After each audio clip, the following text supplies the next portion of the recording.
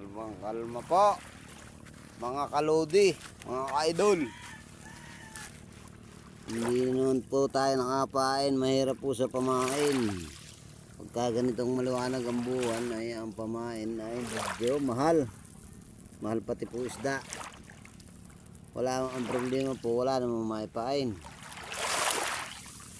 Mga idol, yun po, sa kakalmahan po, isasawa na yung bangka ng aking kapatid na si Abit.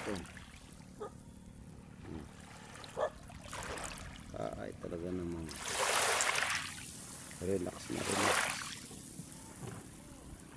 talagang. Pag nangapain naman po tayo, ating gunagunahin na pag natin ng konti para tayo makabawi-bawi. Wala po tayong mabibidyo na isda at wala nga, hindi na nakalaot. Okay doon. Yun po yung pier ng Taiwanak na ginagawa.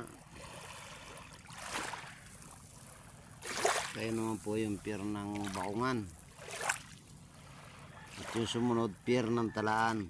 Dito ako sa tabing dagat at nagbibidyo. Idol,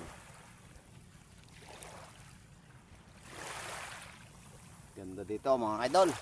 Kalmang kalma mga idol. Oh, ayun si Boss Nulan. Oh. Wala pa exercise lang yun. Ngayon na lang ito yung umaga yun. Oh. Maliligong dagat, sarap buhay. Ayos. Oh, hanggang dito na lang mga idol. At sana ay walang sawang support. Thank you.